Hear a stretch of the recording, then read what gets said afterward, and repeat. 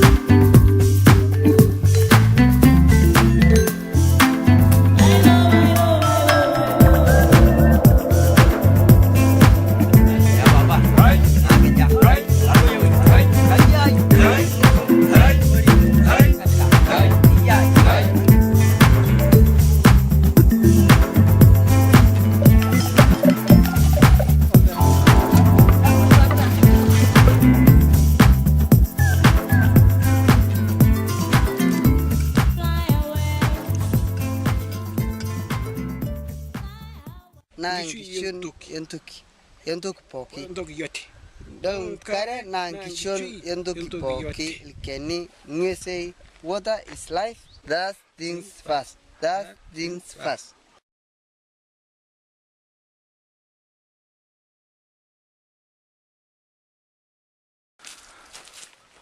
No fila na tengeneza mlango yake.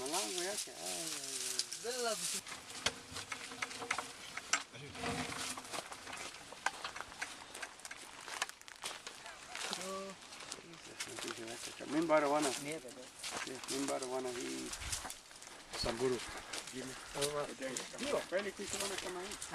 Hakuna mtu mwingine. This is huge, man.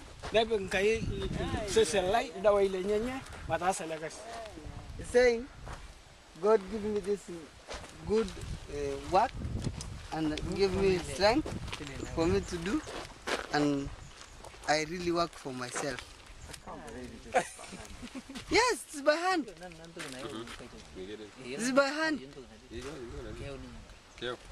Look how neat you are.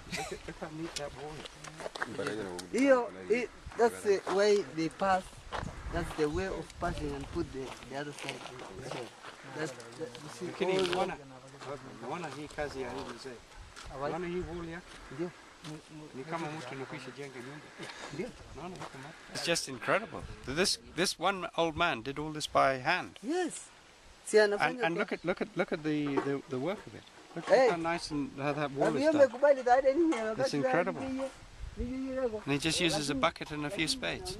Incredible. Hi, I can't believe it. This is a big dam, eh? It's the only place in Samburu land I've seen this. Have you seen anywhere else where somebody's done such a lot of effort? And also, I think that this old man here is an absolute shining example to the whole of Samburu land. I've travelled with Helen, we've gone through all the mountains, all around, and I have never seen, and in fact, even in the Sudan, everywhere, wherever I've been, I have never seen a single thing like this, where one person has really made the effort and not just waited for help to come and just sit under a tree all day and just say, oh, help us, help us, help us. This guy's got off his backside and he's done a hell of a lot of work. I firmly believe that Africa's time has come it's time for the continent in a whole, and especially Africa's youth, to come forward and put their hands up and take the reins of this great continent and drive it in a direction where it will see it sit in the world where it should and play the role that it can in the world. I mean, look at the beauty and the richness of the continent that lies in front of us, and it's going to come down to some future thinking young individuals to represent this land and the wealth and the resources that it holds, and those same youth to be able to manage these resources efficiently and responsibly to drive Africa into being the global leader that it can. I think a lot of the solutions in where Africa needs to go lies within this continent. Within every country, I feel that there's young people out there who can come forward and deliver the solutions that this continent needs. Not necessarily that we consistently have to look outside the country to gain resources. It's time to start developing our local resources in terms of human resources as well, to get to the stage where we are self-sustainable and become the global leader that I know that Africa can become. Now, Mr. Kwanele is very interested to help protect the dugongs, like we spoke about last time. So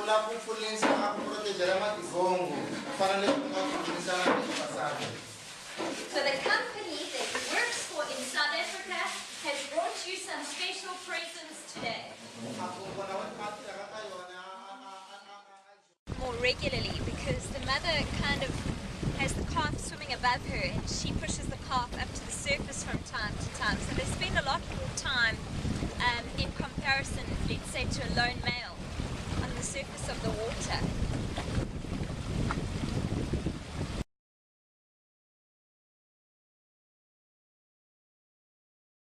Vicinity where we often find a lone male dugong. He's known to be quite large, and we've often seen him in this area, so we're scouting around for him today. Perfect weather, good visibility, so we're hoping to find him, hoping that he pops up to the surface so we can all get a decent look at him.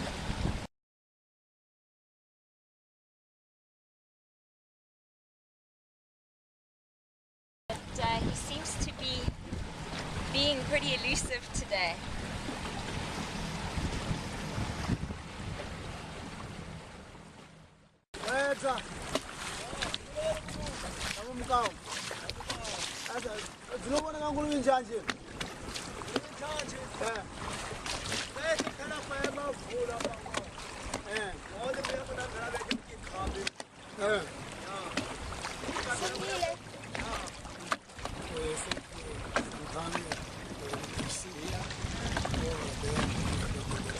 Where that small down is. Okay, let's try.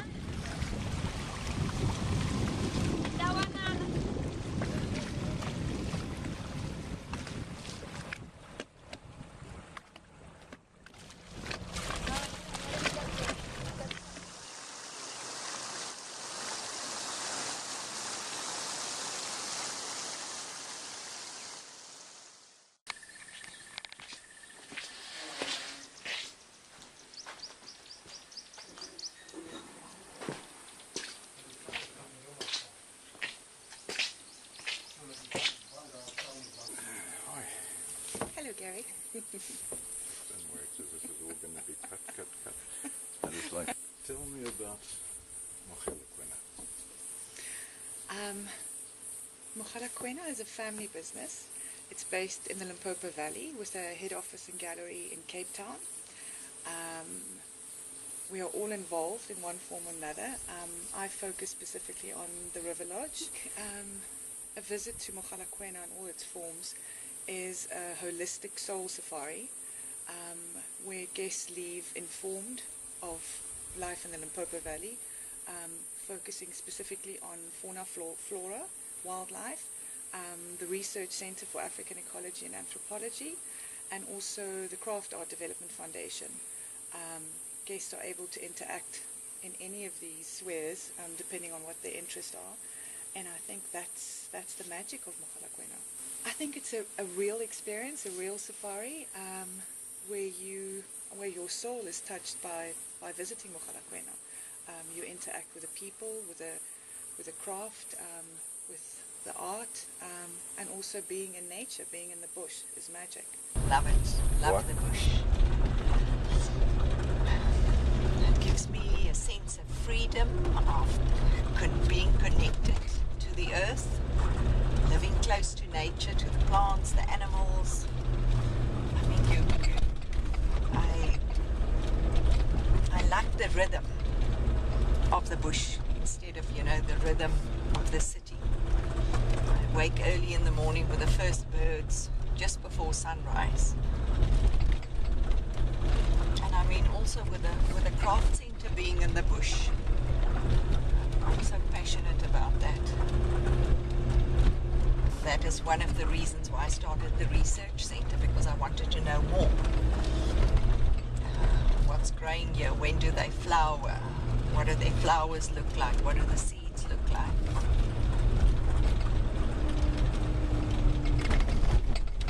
Now you've got old thumbs that we can cross.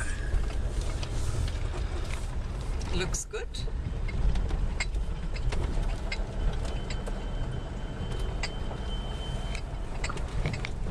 Oh, look at that. Lego Wonder baby. Oh, sweet. Something happened to his tail. He's very lethargic. Move.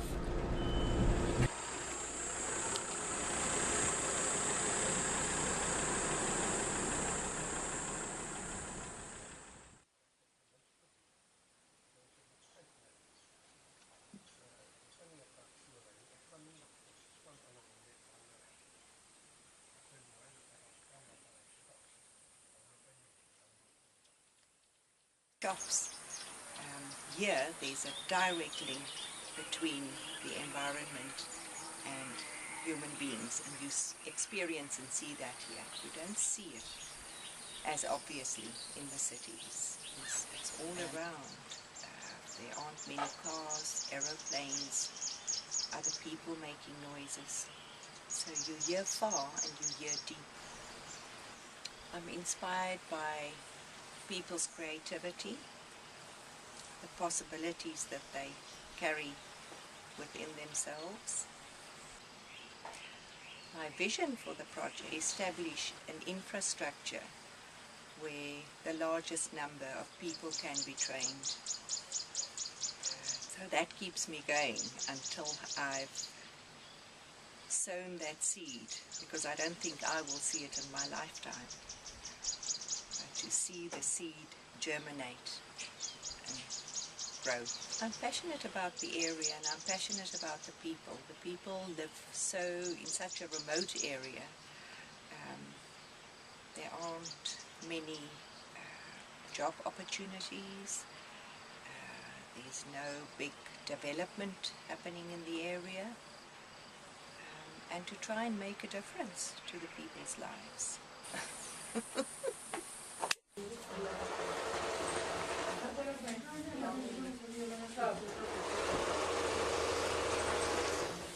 Yeah, some of the panels we sew together on a backing to tell the story of their life in the villages.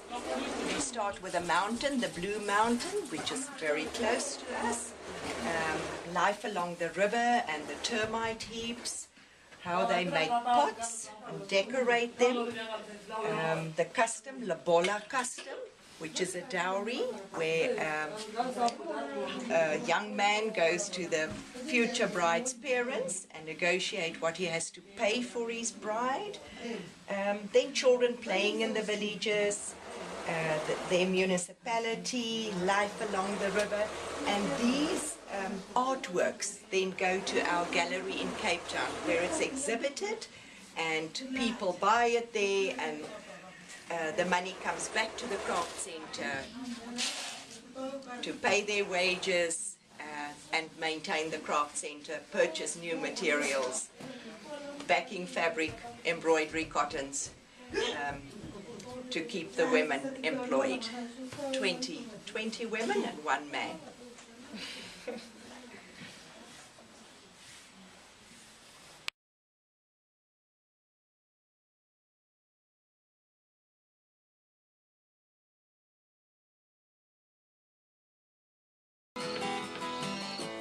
Now that I've lost everything to you, say you want to start something new, and it's breaking my heart you leave. Baby, I'm grieving. Well, if you want to leave, take good care. Hope you find a lot of nice things to wear. Just remember there's a lot of bad and beware. Ooh, baby, baby, it's a wild world, and it's hard to get by just upon a smile. With a yellow and brown stripes across. Big cobra. I've seen that twice here. So he went first. Yeah, the water's almost stopped. Yeah. Now it is. Look carefully at the volume of water that you see that's overflowing. Yeah? Because when we get down there, it can't be more than this.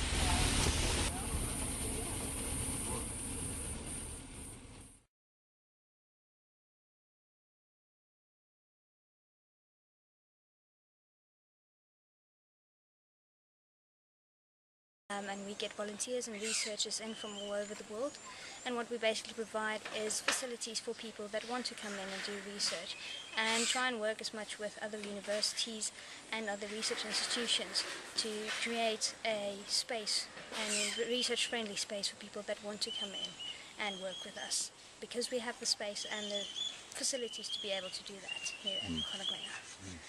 Can we take a look at what you do? Yeah, sure. We've just found something interesting today and it'd be good to have a look at it.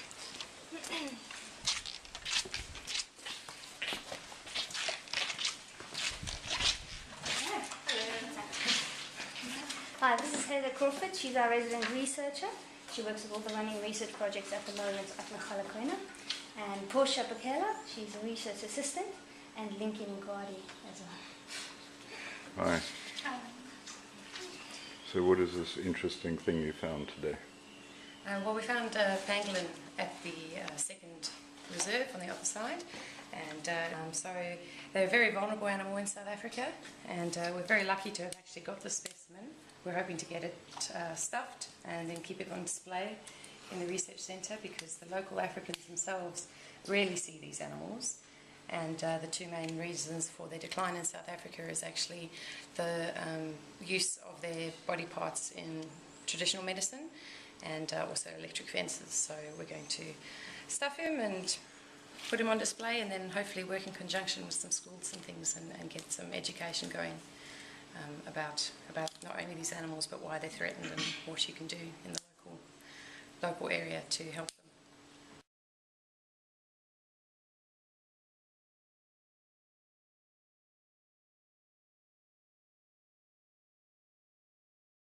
You young man, don't take drugs.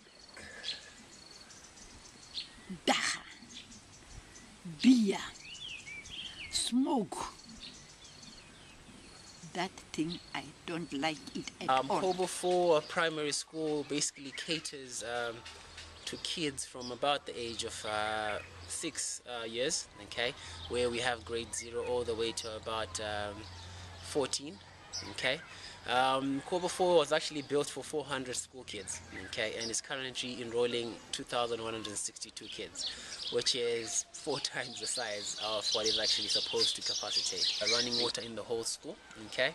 We had a gentleman, an English gentleman actually come from England, his name was Peter Flown, okay. He came on our line project and obviously saw the need to Kobo 4 primary school, and he went home, came back, and well, built a borehole, basically for the kids here. Now they have running water at the school that's coming out of every single tap, okay? If you look behind me there, okay, we've got a green sort of setting that's now come in. They've now set up a school garden. Okay, now we have the kids actually stepping into agricultural activities where they now learn how to garden. They've got obviously the younger sort of crops coming through. Okay, they're all now at different stages, and a bit of vegetables as well there for the general meal. Okay, now this as an agricultural sort of activity, all these crops can obviously be sold to the community, obviously for that extra sort of dollar for the school, okay, which will definitely go a long way. Okay, the kids basically here are studying a range of activities or lessons from IT, math, Shona, which is the local language, English obviously, so they can actually get ahead, which is obviously the common language around, and basically life skills.